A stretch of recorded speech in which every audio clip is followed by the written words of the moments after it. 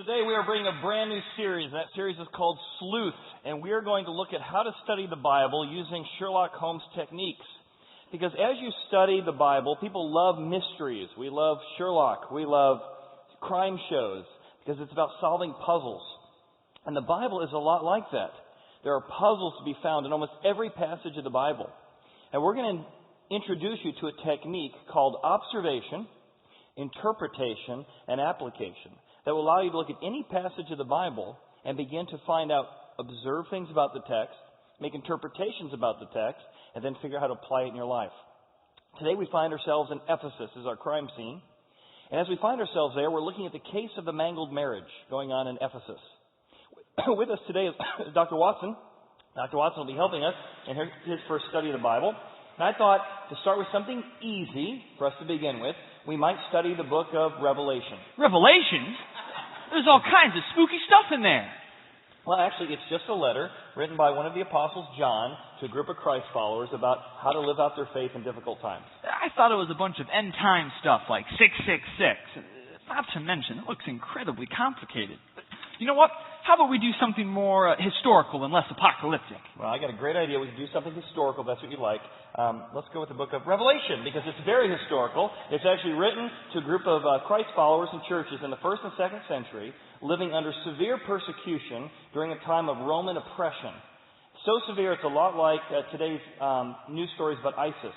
If you declared yourself as a follower of Christ during this time period, you could be beheaded, you could be killed, you and your family. It's incredibly historical. You're going to love it. In fact, open to Revelation 2:1, start reading, and you're going to see these incredible insights just pop off the page. Okay. To the angel of the church of Ephesus. That's what I said. To the angel of the church of Ephesus, write, these things says he who holds the 7 stars. You have persevered. You've left your first love. Eat from the tree of life. You hate the deeds of the Nicolaitans. Oh, it's incredible. Just look at all those insights. They're just popping off the page. You see what I'm talking about? Insights? It's a bunch of confusing imagery. Not to mention, what in the world is a Nicolaitan? Well, take a seat. Let me show you how it's done. Every particular passage you come across is going to have little insights to look into. In this case, we have Revelation chapter 2, verses 1 to 7. So as I scan through the passage, we'll just take 4 observations. We're going to look at the idea that they have persevered during this time. Well, what is this time? Let's look at the historical context. Exhibit A. Going on during that time in history, there were several Roman emperors. One's name was Trajan. Incredibly severe, incredibly dictatorial, and he made it illegal to have faith during that time that Jesus and John are writing to the folks in Ephesus. Now there's another Roman emperor, his name is Domitian, and he sets up a pedestal to himself, 20 foot tall. You can see his head compared to the size of this man. And he said that you could not have business, you could not exercise truth, you could not have any liberty unless you bowed down every day to not just him as one of the gods, but him as the God. In fact, he set up a temple to himself, not to Zeus, not to the Greek gods, to himself. On top of this 3-story structure was this 20-foot statue, and every day you had to give allegiance to the emperor. Now, that's why this word persevere is so key. Because these folks are not just persevering like, they had a tough day. They are persevering in one of the most difficult historic times in human history in being able to follow their faith, their character, and their ideals. All of that is embedded right here in this little word persevere. Oh, that's fantastic. All that detail just from one word. That's so great. Well, we're not done. We're not done? No, we just started. That's just Exhibit A. Oh, I'm going to need some perseverance. All right. Let's go another one. So they're doing well. They got good deeds. They're testing things that are right and wrong. They're not weary yet. Nevertheless, it says, I have this against you. You have lost your first love. So let's look at that word first love. First of all, we realize that God is trying to have not a ritual with us, but a relationship with us. He uses a marriage metaphor to say, I would like to be in a relationship with you. I want to love you. And though you're doing the right things, you don't love me. I want you to love me is what he's asking for. Now, that was very key based on what was going on in Ephesus at the time, because they were worshiping a goddess by the name of Artemis. Ephesus was the center of Artemis worship. She was a multi-breasted goddess that they bowed down to. And to follow Artemis was to be in complete chaos. She had an attitude toward men that men were evil, that men were wrong, that they were demeaned, that masculinity was completely irrelevant. In fact, her teachers and those who followed Artemis had a totally upside-down view of marriage. It wasn't about serving each other or loving each other. It was about domineering each other. It was about putting people in their place.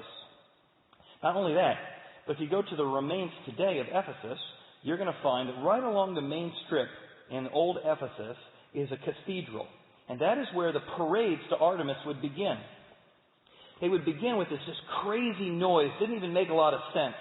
Folks would come out from all around the community because as you marched with Artemis, the pregnant women came behind her because she protected women but not men. Those who had been in the parade last year were behind her. And then men who were actually going to emasculate themselves at the end of the parade were at the back. And they had big buckets of blood, and they would throw blood on the audience who would come out and want to be washed in the blood of Artemis. All buried in first love. And God says, instead of worshiping me as your first love, you've turned to Artemis.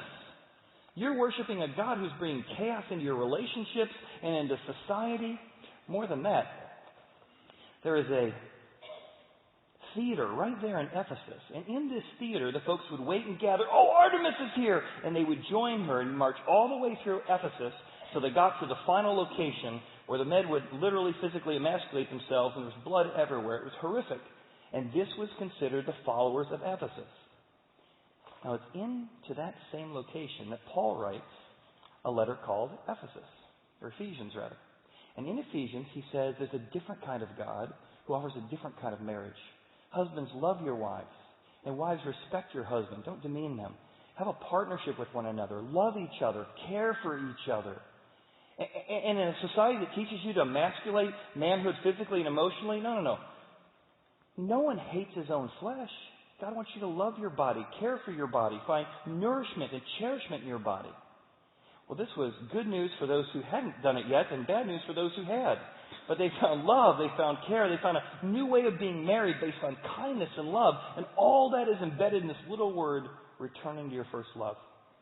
Now, sometimes in the Bible there are mysteries, puzzles to solve. The word Nicolations, Watson, you didn't know what that meant. It's a mystery. The word Nicolations comes from three words. I'll give you three images embedded in it.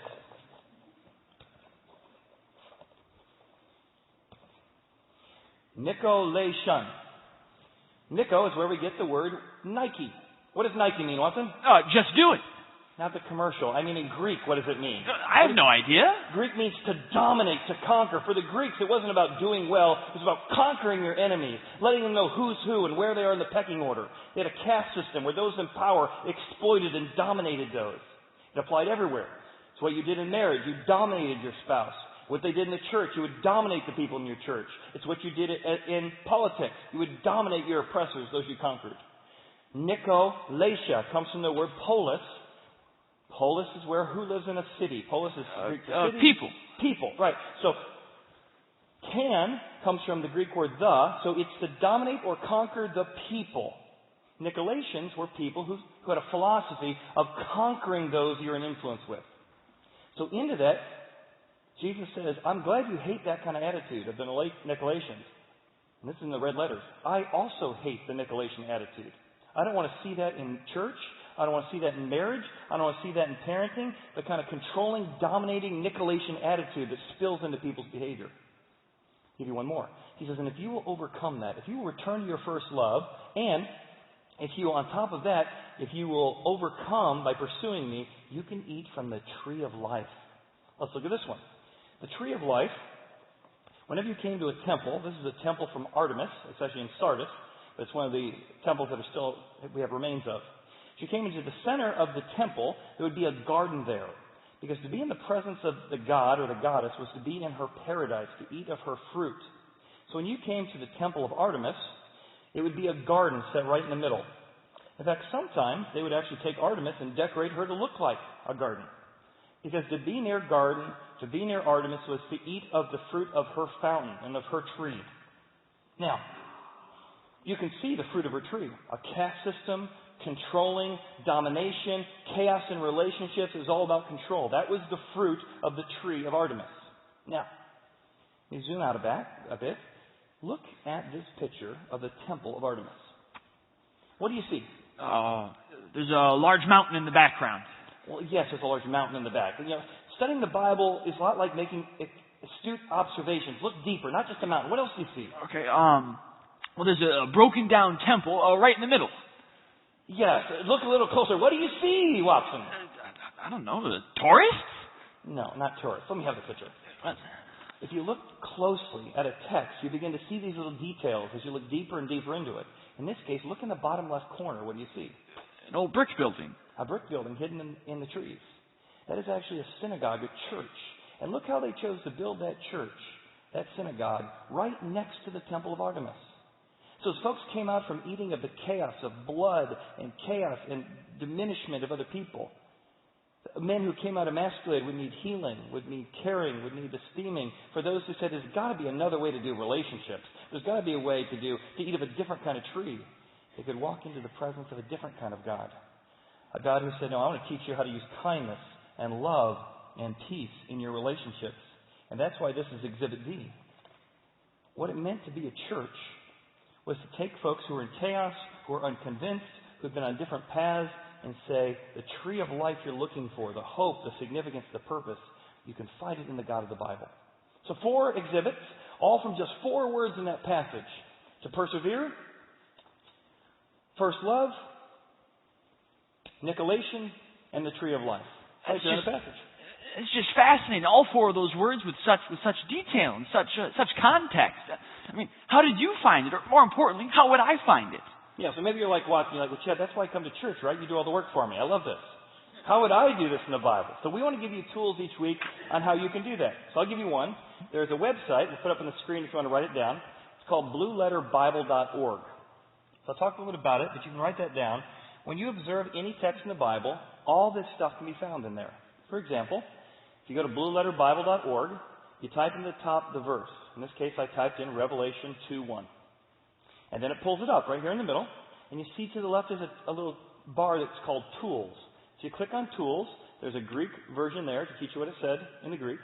There are Bibles, there are cross-references, and there are commentaries. And those commentaries give you these kind of details to help understand what was going on. There's also MP3s of people speaking on those passages, so you can dig in as well. Also, you might want a study Bible. If you've never seen a study Bible before, this is the New King James Study Bible.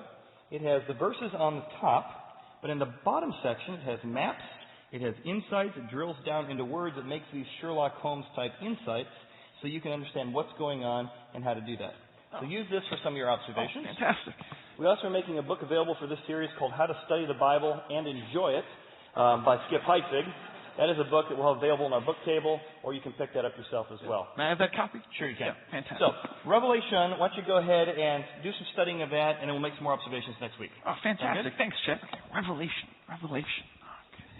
A lot of people call it Revelations in the same way they call horizon, horizons, or they call Kroger, Krogers. It's actually singular, and so that's a step. And so you start with observing, and now let me talk about how you move to a place of application, where you guys go, oh, this is what a typical message sounds like. So now we move to interpretation. Now, interpretation is interesting because now you have to bridge between what it meant to them and what does it mean to us. We're going to move from their town to our town, and we're going to find a principle that transcends and applies to all people at all time. In other words, we don't have emperors. Although the last 100 years it's starting to feel like it, but we don't have emperors. We don't have Artemis. But what is the principle? Well, how do you operate in faith under perseverance, under persecution? How do you, maybe not bow down to Artemis, but what does it mean to replace God with status, performance? What does it mean to not go through the motions of just respecting God, but loving God? That might be a principle that applies both to their town and our town. Now, we don't have any Nicolations, but certainly we have an attitude of controlling one another that applies today, and that becomes the bridge. There are results or a tree of life. There's a way of participating in the results or consequences of what God offers that's different from offering the consequences of other things we prefer in our life. Now, there's lots of applications we could make or interpretations. Because God uses the marriage metaphor and says, you've drifted away from me in the first half, and I want you to engage specifically in the back half. And because Paul writes a letter to Ephesians about marriage, I've chosen to use this as my application. Couples shift their way into a divorce. They drift their way into a divorce, and they shift their way into marriage, a great marriage. Now, because God is primarily using this in the metaphor with him. You guys have drifted away from me, and I want to have a marriage relationship. And I want you to shift into some ways to have a great relationship with me. So that's the principle I get out of it. And then I'm going to apply that to all of us by saying that's true of all of our relationships. We drift into fractures of divorces, of problems with our kids. We drift into those things, but we need to specifically shift into having great relationships. All right? Now let's show how all that would come from the text when we apply it to our life and in the context of the sermon. If we will learn to not drift our way into a divorce, but shift our way into a great marriage, we're going to avoid a lot of pain. We're going to learn how to connect intentionally. Not wake up one day and say, what happened? Who am I with? And how did we get here? But you're going to have to intentionally make some shifts, as God is calling his people to do. And you're going to have to intentionally deal with some drifts. So we're going to get 2 drifts, he says in the passage, and 3 shifts. The first drift is this. Oftentimes in relationships, we drift into doing what we should without remembering why we do it. There's a lot of us doing good things for God. We're good people. We're going through the motions of being married. We're paying bills. We're making meals. We're being taxi drivers. We're doing the right things. We're doing what we should. But somewhere along the way, we've lost the why, the love, the passion that was supposed to be driving this relationship. It's exactly what God says to the Ephesians about their relationship. He says, look, I know your works, they're going great. You're doing the right thing. I know your labor, you're doing the great thing. You're even patient, that's a good thing. You can't bear those who are evil. You got a great standards for what's right and what's wrong. Nevertheless, despite the fact you're doing the right things, you're doing what you should, nevertheless, you've left your first love. You don't do it out of love. We don't spend time together. We don't connect anymore. We don't have a relationship anymore. So you're doing the what's, but you've forgotten the why. You've drifted. And there's a natural drift in every relationship that we drift apart. And even if we're doing the right things, then we resent the fact that the other person doesn't feel like they love us, that they're connected with us in a deep way. So God's calling them to that. Now, for the Ephesians, it was Artemis. Artemis was what was causing them to drift. Now, the application to us is probably an Artemis, but I bet you there's something that's causing us to drift. Instead of putting your marriage first, maybe you've made the kids more important than your marriage, or work more important than your marriage. Maybe you begin to have wandering eyes because there's something that's become more important. And just one day didn't happen, 1 week didn't happen, 1 month didn't happen. Over the years, you've drifted. I talked to a friend this week. He'd been my student minister years ago, and he told me just terrible news about his father. Remember, his dad had called me aside when I was a youth pastor and said, I am the spiritual influence in my kids' life. I'm trying to teach them right and wrong, teach them about God, teach them about marriage. We're trying to model a great marriage. I remember this conversation 20 years ago. So when I talked to my friend this week, he said, yeah, my dad's an agnostic now. I said, wow, what happened? How did he get there? I said, well, he called me up and said he wasn't sure he believed about God or Jesus or the Bible. He says, oh, and by the way, I'm leaving your mom. What? Yeah, I found someone else who really cares for me, who really loves me. And often what happens is people behave their way away from God. People behave their way away from their spouse. It's one neglect, one withdrawal. You just drift your way, not having common interests, getting used to not having common interests, getting used to centering your marriage around the kids, getting your just putting up, not really engaging and changing, and you just drift away. It may not be Artemis, but there's something that has caused us to drift from our spouse or from God if you're not married. Remember there was a time when you felt like your faith was more real, or maybe you for the first time were trying to engage because you drifted over the last 2 decades. God is saying it's a love letter. I want you to come back. I don't want you to just respect me or obey me. I want you to love me because I want to love you. Our second drift is that they were persevering in incredibly difficult times. They had a moral compass that was incredible, but they were persevering but with no passion. He goes on and says, listen, you guys have persevered in the hardest of times. You haven't patience. You've labored in my name. You've done good things. You volunteered at the church. But, guys, that's not what I'm after. You've left your first love. I want to be in a relationship with you. And in Ephesus, that's true between us and God, but also between us and our spouse. We begin to drift and we don't fan the flame of passion in our marriage. There's a brothel today right at the end of the road in Ephesus, in old Ephesus. You can see the library in the center of the top picture. Just to the left of that is a brothel. It was very common. Everyone went to the brothel back then. Marriage was something of convenience. It wasn't a covenant. It wasn't something sacred. In fact, even today they have these footprints in the stonework to show you how to walk your way to the brothel just to make sure you can find it. Now, some people had a little discretion. They'd go into the library and there's a back door into the brothel. What does it look like to take our intimate relationship and fan it into flame and to not go, well, we don't prioritize that, we haven't prioritized that? Remember when I was in my 20s, we had a couple in their 40s, Steve and Elaine, who did a couple study. And part of the couple studies, they talked about how they had to intentionally fan the flame of passion in their marriage lest they would drift. She would say about, once a year, so every couple times a year they'd go to lunch together. Every once in a while she'd call them up for lunch and Steve would think they're going to Panera Bread or something, and she actually rented a hotel. And he was surprised to find out, oh my goodness! And that they found ways to woo each other, to love each other, to do those little things they did when they were dating to keep the passion alive in their marriage, to fan it into flame. Because the natural tendency is to drift. So 2 drifts he mentions. Drift number 1, doing the what without the why. Drift number 2, the perseverance. We're working hard. We're working hard at our marriage. But you've lost the passion. So God says, if you want to restore that first love with me, it's the same thing you can do with your spouse. You need to make 3 shifts. Shift number 1, he says. You need to move from being right to being one. Because look at how good they are at discerning what's right and wrong. Look what he says. You cannot bear those who are evil. You know what's right and wrong. You have tested those people. You found out who's a liar. Nevertheless, even though you know what's right and wrong, you have left your first love. You are really good at being right, but you're not really good at being in love. Dr. Gottman did some research in the Love Lab.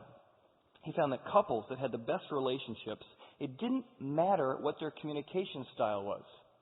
Some people yelled, some people never talked, some people actually had healthy attitudes. But the one thing that made all 3 marriages work is that both partners made the friendship, the connection, the oneness more important than any particular issue. He called it positive sentiment override. That even in the midst of conflict, you said, our relationship is more important than who's right and wrong here. You could agree to disagree. You could be totally angry at each other. But you said our friendship, being one, is more important than this issue. Well, isn't that the problem with most of us? We so want to be right. We will argue and argue and argue to prove we're right. And there's tears on the other side of the table with our daughter, with our mom, with our spouse. We've got to shift. Returning to your first love is saying, I care more about you than I do about this issue. We've got to shift. With God, it's the same way.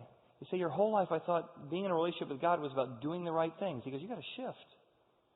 I want you to love me so you'll want to do the right things. Don't do the right things and you never see me. I want to be in relationship. Make the shift from being right to being one. The second shift that needs to be made is moving from dismembering to remembering. He says, if you want to know how to reconnect with me as your first love, you need to remember. Now, when I say what's the opposite of remember, you might think forget. I want to challenge you that it's not.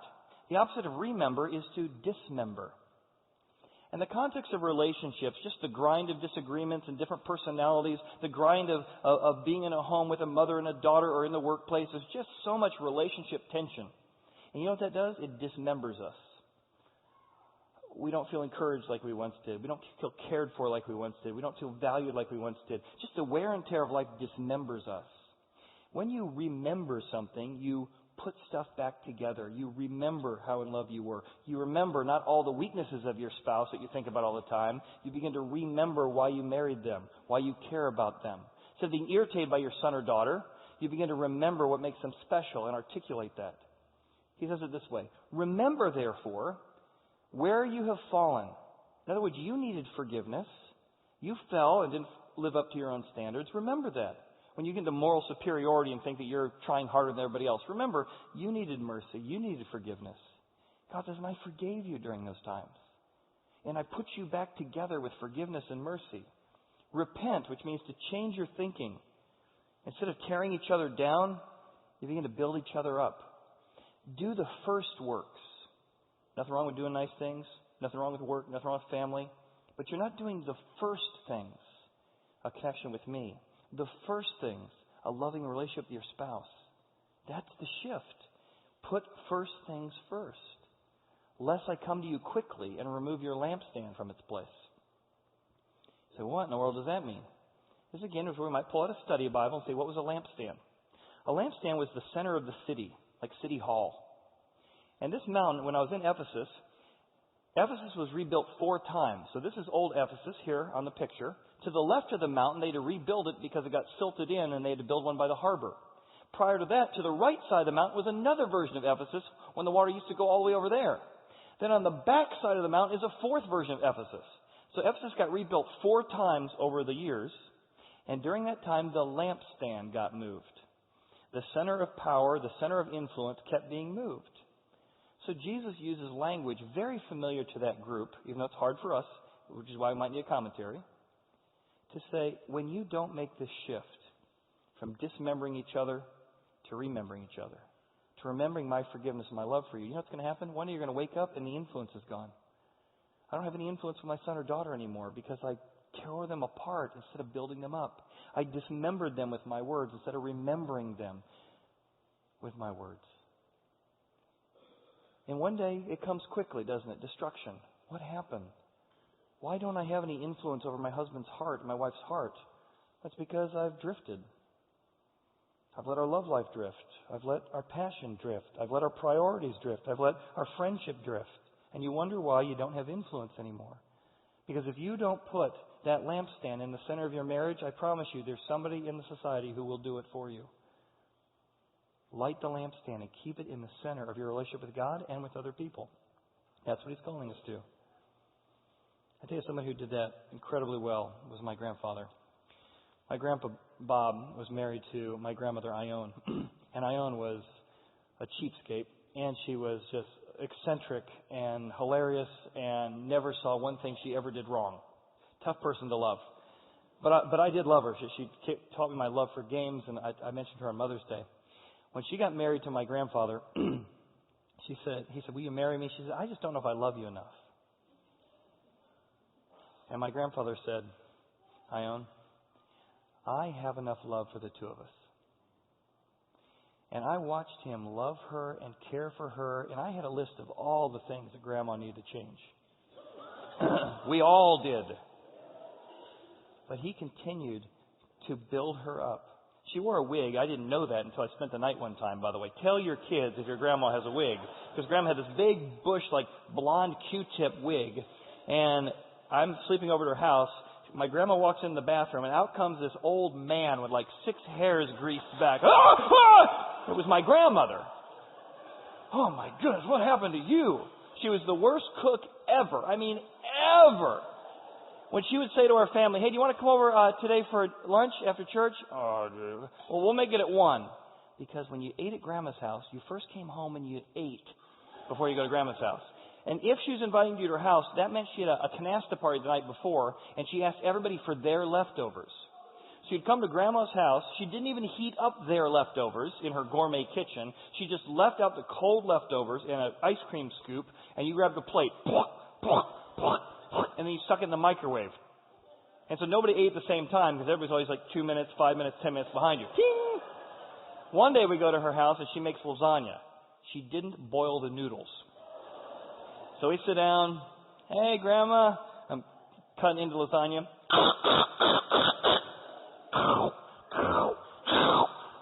Oh, it's horrific. I look over to my grandfather. Oh, Ione, you have outdone yourself. This is the best lasagna. This is incredible. Thank you. And it was genuine. He had learned to love her and love whatever she did. And I thought, you know what? If my grandfather can have that kind of love for my eccentric grandmother, if I even gave 1/4 of that effort to looking past my spouse's faults, to not dismembering them with criticism and negativity, but to remember the things that are good about them. Because that's what God does for us. He looks past all of our wrongdoing, is willing to forgive that in Jesus. He died for that so that we could be in a relationship with Him. That's what the message is so powerful about. Our third shift and our last one, the Nicolaitans. Instead of focusing on others' compromises, start hating your own. It's easy to go, oh, look what he's doing wrong, what she's doing wrong. And it's good to know what's right and wrong. But isn't it true that we often are harder on other people than we are about ourselves? Oh, I can't believe they did that. Well, didn't you do that? Well, let me tell you what happened. There's some circumstances there, right? What if we start, instead of judging others, we made the shift to start looking at our own compromises? What if we began to ask ourselves, how am I sabotaging my relationship with my teacher, with my best friend, with my parents, with my spouse? What am I doing? What do I need to change?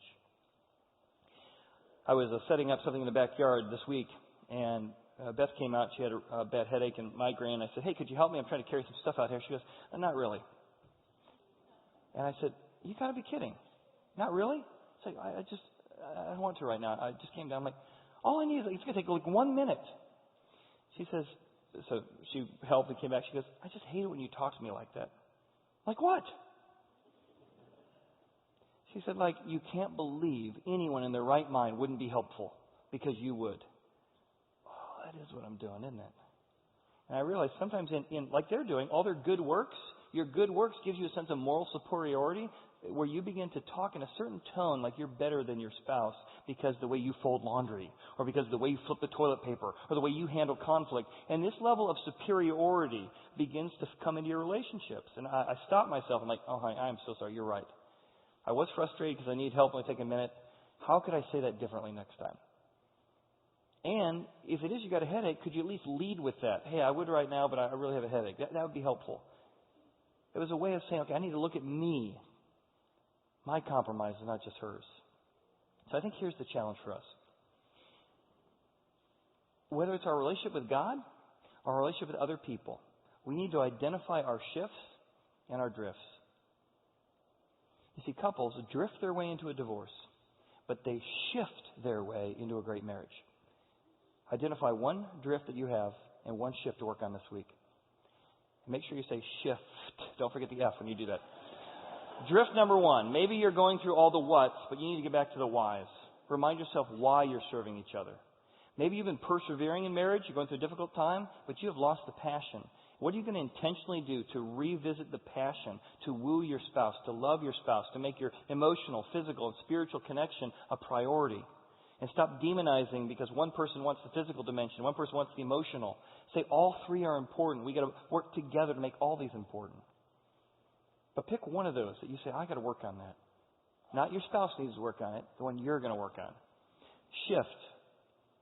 Maybe you need to shift from being right to being one. The team, the family, the marriage is more important than the issue. That you're going to start looking for opportunities to encourage and remember and put back together the heart and the psyche and the mind of those who are in your influence, instead of using your just little cutting remarks to dismember them. Or maybe you want to look in the mirror and say, I need to start looking at how I'm sabotaging this marriage or this relationship rather than how they are. If you do that, there's a benefit. It's an incredible benefit. Jesus ends by that by saying the benefit of doing these shifts is that you can eat of my tree of life. Now, certainly the aspects of following Jesus and His way of not controlling each other, but instead serving one another. The tree of life is a phrase used in the book of Proverbs. You'd find this in the cross references in that website I told you about. The tree of life is the beginning of wisdom, it says. If you begin to do this, you're going to have more wisdom in your decisions and your relationships. It says in the book of Proverbs that the tree of life is a well-spoken word. You will learn how to speak wisely and wholesomely in a build-up way when you begin to follow this instruction of Jesus. Eternally, there's eating of the tree of life. When you get to heaven, you get to eat of His tree and participate. But even before that, in the book of Proverbs, it says that hope realized, real hope for change occurs when you eat of God's tree of life. Don't you want hope and wisdom and better words in your relationships? If you will overcome the drift and come to me, He says. If you will, I will give to you to eat from the tree of life, hope and wisdom And words, which is in midst of the paradise of God. A future paradise in heaven, yes. But even more than that, you can start your eternal life now as you follow the path He has. Now, you see how we went from observation to interpretation to application, and it was all embedded there? That's what we're going to do for the next few weeks. This was the case of the mangled marriage. Next week we'll look at the case of perplexed parents, and we'll go on and on for the next few weeks. But I love this main phrase, and the phrase is you need to remember. Remember when you were first dating, how you felt toward one another? Remember when you were first engaged, how you overlooked each other's faults, and you just couldn't imagine anything but a successful marriage? I want you to show a video clip of a couple who's engaged. And they get an incredible gift. Not to remember where they were, but to take that passion and look forward to what would it look like to have that same love and passion and prioritization 10, 20, 30, 40 years later. Let's watch.